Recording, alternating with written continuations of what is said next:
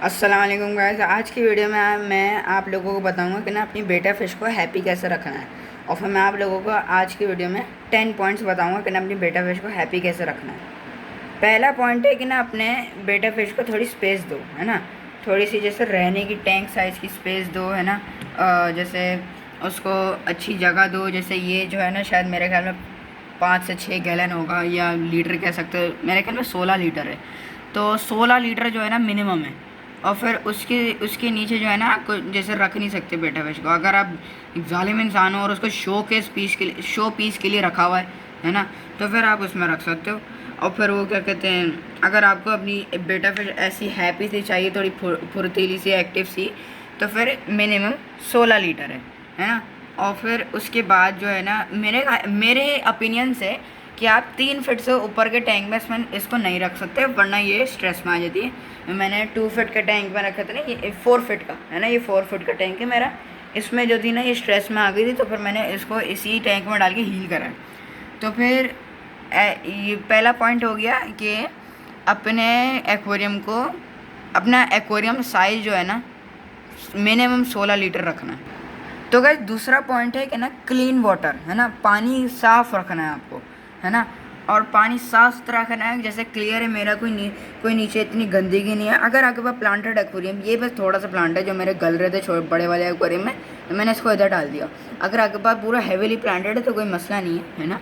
तो फिर आप जो है ना, एक अच्छा सा फ़िल्टर सा लगा दो, है ना। कितने का आएगा ज़्यादा, 1000 या 800 का, है ना। स्पंज फिल्टर पे 600 का तक आ जाता है ना। तो फिर वो क्या कहते हैं, और अपना पानी को साफ़ रखना है आपको। और बेटा फ़िश को इसी चीज़ के लिए वो रहेगी, क्या कहते हैं, हैप्पी रहेगी। और इस ऐसे एक्वेरियम में जो है ना, अगर आप अपने बेटा फ़िश को सुपर हैप्पी रखना चाहते हो, तो हफ्ते में एक बार वाटर चेंज कर लो। अगर एक हफ्ते में नहीं कर सकते तो फिर 2 हफ्ते के बाद कर सकते हो आप, है ना। और फिर ये हो गया दूसरा हमारा पॉइंट कि क्लीन वाटर रखना है। तो गाइस तीसरा हमारा पॉइंट आता है कि ना अपना वाटर जो है ना, स्टेबल रखना है। मतलब कि ना, पीएच लेवल जो होते हैं ना, वो 7 तक रखने हैं, मेरे ख्याल 7 से 6 रखने हैं, ये शायद 6.5 होगा, है ना। और फिर जो टेम्परेचर है ना, वो रखना है आपने कुछ 72 टिल 82 डिग्रीज फ़ारेनहाइट, है ना। सेल्सियस की बात नहीं कर रहा, फ़ारेनहाइट की बात कर रहा हूँ, है ना। फ़ारेनहाइट में मेरे ख्याल में कुछ 26 या 28 तक होगा, इतना तक ही होगा, 24 या 28 इतना तक होगा, है ना। ये सेल्सियस है। तो फिर इतना आपको अपने बेटा फ़िश रखना है। कुछ ठंडा, अगर आप बहुत ज़्यादा ठंडे में रखोगी तो फिर ठंडा पानी में रखोगे, एक तो यार उर्दू नहीं आती, है ना। ठंडा पानी में रखोगे तो अपनी फिन्स जैसे कम कर लेगी, श्रिवल्ड हो जाएगी, फुल जैसे चूहा बन जाएगी, है ना। और अगर आप गर्म में रखोगे तो फिर ये थोड़े दिनों बाद हाँफ के, जैसे बहुत ज़्यादा ब्रीथ करके, जैसे क्या कहते हैं, ऑक्सीजन लेवल, गर्म पानी से ऑक्सीजन लेवल कम हो जाता है ना, तो फिर ये उसको सांस नहीं आएगा, तो फिर उससे मर जाएगी ये, है ना। ये हो गया हमारा तीसरा पॉइंट कि ना, अपना वाटर स्टेबल रखना। चौथा पॉइंट है कि ना, कोई अच्छे से हमें हाइडिंग स्पेस रखनी है। जैसे ये हाइडिंग स्पेस हो गई, ये हमारा गमला हो गया, है ना।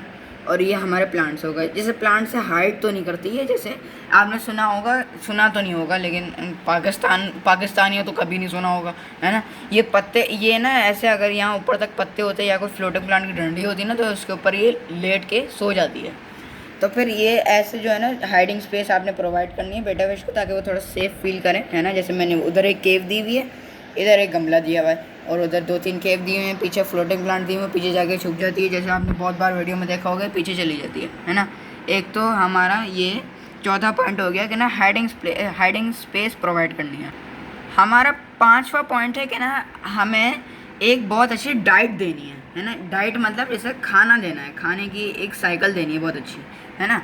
हर दफ़ा एक ही फूड नहीं खिलाना। जैसे मैं भी इसको ये खिला देता हूँ, फिर कुछ वर्म वगैरह हो गया वो भी खिला देता हूँ, है ना। तो फिर वो क्या कहते हैं, एक तो ये करना है ना। और वो क्या कहते हैं, एक सेकंड, हाँ, तो मैं क्या कह रहा था, हाँ, बैलेंस डाइट का। तो फिर वो बैलेंस डाइट का ऐसे करना है कि ना, इसको अच्छा सा बेटा फ़िश स्पेसिफिक खाना देना है इसको। कोई गोल्ड फिश का खाना नहीं डालना जो 100 रुपये का आ जाता है ना, वो भी नहीं डालना है इसको। और फिर जो है ना, और देखो कैसे छुपने जा रही है ये, है ना, एक्सप्लोर कर रही है। और फिर ये क्या कहते हैं, इसको जो है ना अच्छे से खाना देना है, कोई जैसे सस्ता मस्ता खाना नहीं देना है, इसको अच्छा सा खाना देना है ना। अबे बिल्कुल ही गायब हो गया, अच्छा पीछे निकल गई। इसको अच्छे से खाना देना ताकि अपने कलर्स डार्क कर ले, बहुत खुश रहे। और ये जो नीचे वाला आप पर देख रहे हो, ये जो अभी इसे नीचे गिरा है, अगर ये नीचे गिरा है इसका मतलब ये हैप्पी है, तो फिर इसको खाना भी अच्छे से देना है। सही है, ये हमारा हो गया 5वां पॉइंट कि ना इसको खाना अच्छा देना है। तो गाइस हमारा 6ठा पॉइंट है कि ना बेटा फिश को अकेला रखना है, ज़्यादा फिश नहीं रखनी है इसके साथ, इसको अकेला रहना पसंद होता है ना। एक सेकंड। और हाँ, इसको जो है ना अकेला रखना है, इसको जो है ना इतने छोटे एक्वेरियम में तो अकेला ही रखना होगा, है ना। अगर आपके पास 2 फुट का या 2.5 फुट का टैंक है ना, तो फिर उसमें आप जो है ना जैसे 6 या 5 जैसे गप्पी या नियॉन टेट्रा छोटी छोटी मछलियाँ डाल सकते हो। लेकिन उनके लिए ना ऐसा हो जाएगा कि ना उसके पास फीडिंग कंपटीशन आ जाएगा, उसको फिर ना फीड करने का दिल नहीं करेगा, जैसे दिल नहीं करेगा, मौका नहीं मिलेगा, है ना। वो क्या कहते हैं, मौका नहीं मिलेगा, क्योंकि जैसे ही मैं खाना डालूंगा ये सारी गप्पी पिराना की तरह आके सारा खाना खा जाएंगी, इसको बेचारी कुछ नहीं मिलेगा, है ना। तो इसको अकेला रखना है। 6ठा पॉइंट हमारा हो गया कि ना इसको अकेला रखना है। सही है। तो गाइस हमारा 7वां पॉइंट है कि इसको जो है ना थोड़ा नेचुरल से हैबिटेट देना है। जैसे देखो ये मैंने ऐसे प्लांट्स लगाए हुए हैं पत्थर में, है ना, ऐसे स्नेल्स घूम रही हैं, लकड़ियाँ निकली हुई हैं, फ्लोटिंग प्लांट्स, लाइट। और ये कभी कभार मैं ये वाली लाइट भी खोल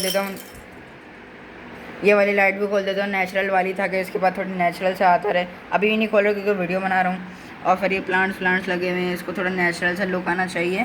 तो फिर अगर आप नेचुरल लुक देंगे तो फिर ये और ज़्यादा अपना कलर्स लाइट करेगी। अगर आपने आर्टिफिशियल का घर लगाया हुआ है तो उसका कोई मसला नहीं है, वो एक केव समझ के अंदर चली जाएगी। वरना आप ज़्यादा से ज़्यादा अगर कोशिश करें तो फिर इसको जो है ना जैसे एक नेचुरल हैबिटेट सा प्रोवाइड करें, तो फिर ये जो है ना समझिए कि ना मैं असल में अपने होम टाउन में आ गई हूँ, तो ये उससे ना कंफर्ट जोन में आ जाएगी अपने। तो हमारा 7वां पॉइंट हो गया कि इसको हैबिटेट देना है अपना। तो गाइस हमारा 8वां पॉइंट है कि ना हल्की फुल्की वाटर मूवमेंट होनी चाहिए एक्वेरियम में, ताकि ये जो है ना इसको क्योंकि अगर आपने रिसर्च करी हो बेटा फिश के बारे में, तो इनका पानी जो जैसे ये देखो, ये रिवर का सर्कुलेशन है वाटर का। गप्पी का जो होता है ना वो यूं जैसे हिलता है ना। बेटा फिश की रिवर का ना जैसे यूं हिलता होगा, बहुत आहिस्ता आहिस्ता। तो ये ना बहुत स्लो वाटर मूवमेंट के लिए अडेप्टिव होती हैं। ये नहीं कि ना आप कुछ डालो ही नहीं रखने के लिए, है ना। मैंने जैसे देखो ये बबलर ऐसे लगाया हुआ है, पूरा अंदर नहीं डाला, वो ऊपर डाला हुआ है। देखो पानी थोड़ी स्टिमुलेशन हो रही है, थोड़ी मूवमेंट हो रही है, सर्कुलेशन हो रही है। इससे इसको ना वाटर मूवमेंट भी होएगी और ये थोड़ा सांस भी अच्छा ले पाएगी। और फिर इससे जो है ना जैसे उसको ऑक्सीजन भी मिलता रहेगा। इसको ना ऑक्सीजन पाइप नहीं कहते, इसको एयर पम्प कहते हैं। क्योंकि ऑक्सीजन अगर आप सिलेंडर लोगे ना, आपके फ़ोन से भी ज़्यादा होगा ऑक्सीजन से सिलेंडर, है ना। तो फिर वो क्या कहते हैं, वो जो है ना इसको थोड़ी वाटर मूवमेंट देनी है। हमारा 8वां पॉइंट हो गया कि वाटर मूवमेंट देनी है। तो गाइस 9वां पॉइंट हमारा हो गया कि ना अपने बेटा फिश से इंटरेक्ट करते रहो, है ना। इंटरेक्ट करते रहो। और फिर इसके साथ जो है ना अपना टाइम गुजारो, जितना भी हो सकता है उतना टाइम गुजारो, है ना। और फिर इसकी हेल्थ भी मॉनिटर करते रहो। अगर बीमार हो रही तो दवाई लाओ, अच्छे से अच्छी दवाई लाओ, अच्छे से अच्छा खाना दो, अच्छे से अच्छा टैंक दो, है ना। तो फिर ये आपकी सर्वाइव करेगी। और सोचो अगर आपने इतना अच्छा इसको दिया हुआ और ये खुश रहे, सोचो सवाब कितना मिलेगा, है ना। और वो जानवर को रखो तो उनको अजियत में नहीं रखो, यही मेरा मैसेज है। जानवर रखो, अजियत में नहीं रखो, जितना हो सके जन्नत दो, है ना।